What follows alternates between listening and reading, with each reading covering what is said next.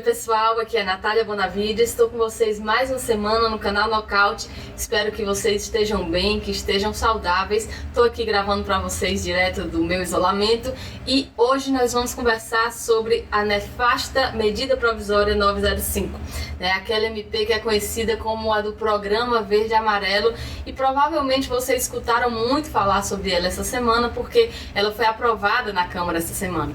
Então, nesse tempinho que a gente tem, nós vamos conversar sobre alguns aspectos do que está contido nessa medida provisória, mas também sobre o que significou politicamente que ela tenha sido aprovada nesse momento. Bom, essa é uma medida provisória que vem para fragilizar direitos trabalhistas. Muita gente, inclusive, analisa que é uma forma de aprofundar a reforma trabalhista que já foi aprovada no governo Temer e que tanto piorou as condições da nossa classe trabalhadora, tanto fez com que a informalidade aumentasse, deixou mais fácil demitir, e essa MP vem também nesse sentido. Um dos aspectos dela, por exemplo, é de fortalecer aquela ideia de que o negociado pode se sobrepor ao legislado. O que isso significa? Significa que um patrão e um empregado podem fazer um acordo de ter uma relação trabalhista que seja menos do que o que a lei prevê, que tenha menos direitos do que o que está contido na legislação. Além disso, essa MP fortalece aqueles acordos individuais. E aí, nos acordos individuais, a gente tem a ausência da participação dos sindicatos. Então, tudo isso deixa os trabalhadores numa posição muito mais fragilizada, porque, imagine, não existe negociação justa, porque as partes nunca estão em posição igual quando nós estamos falando de patrão e empregado.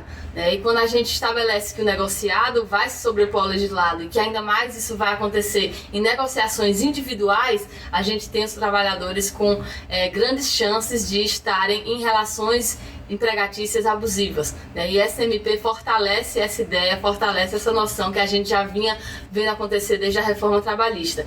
Além disso, essa medida cria um novo tipo de contrato de trabalho, que é o tal do contrato verde e amarelo.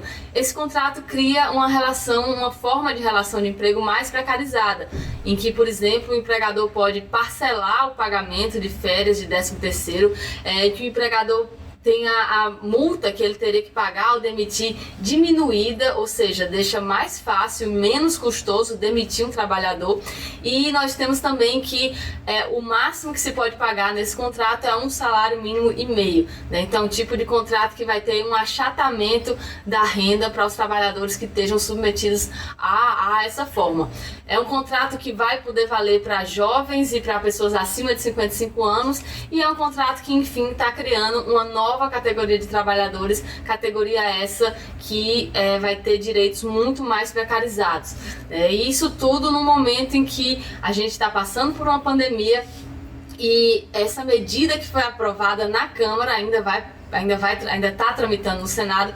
Essa medida que foi aprovada na Câmara, ela acaba estimulando demissões, porque se supõe que as vagas, por exemplo, que estão sendo perdidas agora, nesse momento da crise sanitária, elas vão ser substituídas por esses contratos mais precarizados. Então é uma medida muito ruim, que já era ruim quando chegou, já era ruim quando foi enviada pelo governo, mas agora, nesse momento que a gente está passando, em que a gente tem uma fragilização ainda maior da classe trabalhadora, é uma medida que se tornou muito pior. Tem outros aspectos de mérito nessa MP, mas eu queria aproveitar esse tempinho que nos resta para tratar ainda dos aspectos políticos, do que significou que essa medida tenha sido pautada agora e aprovada na Câmara.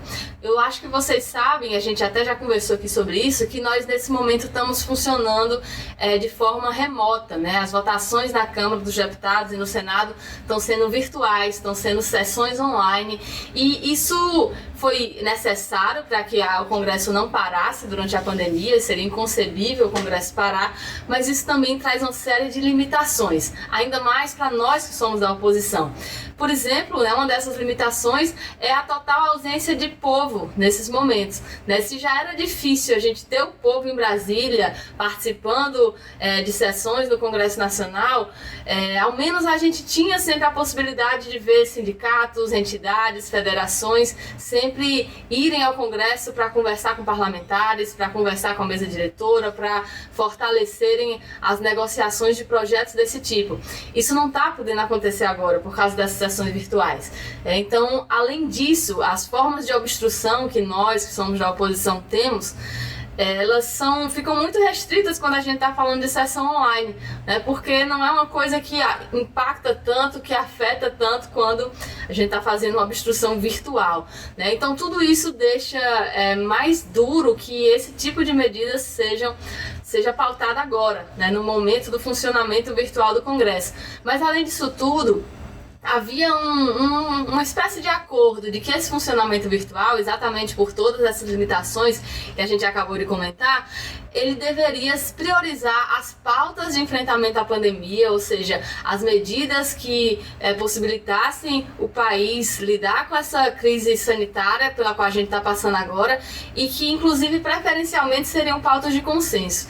É óbvio que o que a gente devia estar fazendo agora, o que o Congresso devia estar fazendo agora, era tendo foco total e absoluto em medidas de enfrentamento à pandemia. Mas nessa semana não foi isso que aconteceu, né? Nós passamos horas numa sessão que entrou até a madrugada para votar essa medida provisória. É uma medida provisória que só vem para prejudicar os trabalhadores e que foi totalmente inadequada de ter sido pautada logo nesse momento, né, no meio de uma pandemia. A gente parou de debater os temas de enfrentamento à Covid-19, a gente parou de votar os projetos da Covid-19 para votar essa medida provisória. E isso sinaliza duas coisas, né? Primeiro, que essas próximas semanas e meses em que esse funcionamento do Congresso continue vão ser de muito alerta para a gente, porque se já se aproveitou para votar um tema desses nesse formato agora, isso pode acontecer de novo a qualquer momento, com outras matérias igualmente graves,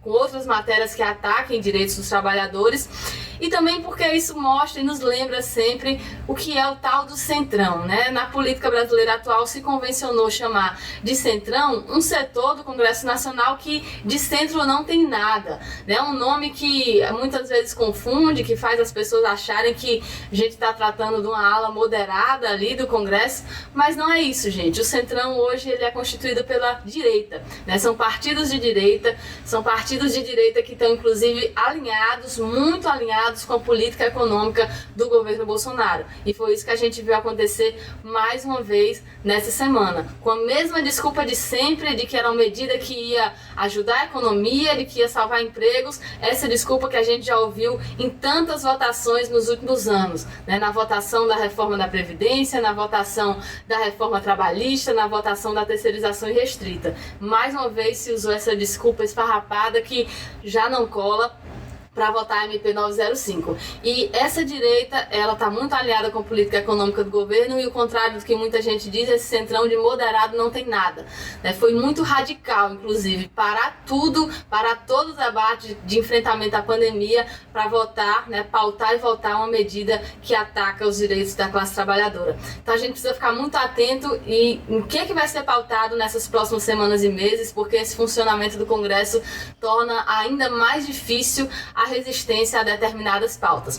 Por fim, eu queria dizer para vocês que essa MP agora está no Senado. No momento que eu estou gravando esse vídeo, que é na sexta-feira, o Senado está em sessão e eles decidiram que não vão votar hoje essa MP 905. Eles têm até segunda-feira para votar essa medida. Se eles não fizerem isso, a medida provisória vai perder a validade. Isso seria uma grande vitória nossa, seria uma grande conquista nossa, e por isso que eu quero encerrar convidando vocês, né, fazendo esse chamado para que vocês, através das redes sociais, nos ajudem a fazer pressão. A gente tá com a hashtag, que é hashtag CaducaMP905, para pressionar o Senado a não votar essa medida provisória, porque se eles não votarem, essa medida que tá para vencer vai perder a validade, vai ficar sem efeitos e a gente vai poder evitar que uma coisa desse tipo entre em vigor de forma definitiva logo nesse momento tão duro pelo qual o país passa.